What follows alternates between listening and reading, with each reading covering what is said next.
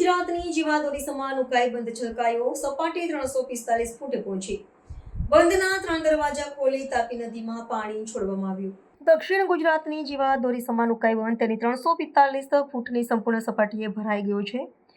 ઉપરવાસમાં થયેલા ભારે વરસાદને કારણે બંધમાં પાણીની સતત આવક નોંધાતા ગુરુવારે રાત્રે બંધની જળ સપાટી તેના નિયત સ્તરે પહોંચી હતી, જેના પગલે તંત્ર દ્વારા સાવચેતીના ભાગરૂપે વધારાના પાણીને તાપી નદીમાં છોડવાની શરૂઆત કરવામાં આવી છે.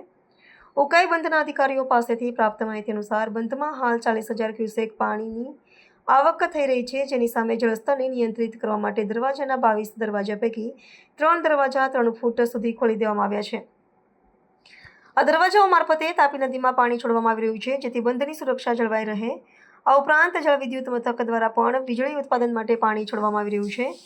ઉકાઈ બંધ સંપૂર્ણ ભરાઈ જતાં દક્ષિણ ગુજરાતના ખેડૂતો અને નાગરિકો માટે આગામી વર્ષ દરમિયાન સિંચાઈ તથા પીવાના પાણીની ચિંતા દૂર થઈ શકે છે. જોકે તાપી નદીમાં પાણી છોડવામાં આવતા સુરત સહિત નદીકાંઠાના નીચાણવાળા વિસ્તારોને સાવચેત કરવામાં આવ્યા છે અને વહીવટી તંત્ર દ્વારા પરિસ્થિતિ પર સતત નજર રાખવામાં આવી રહી છે.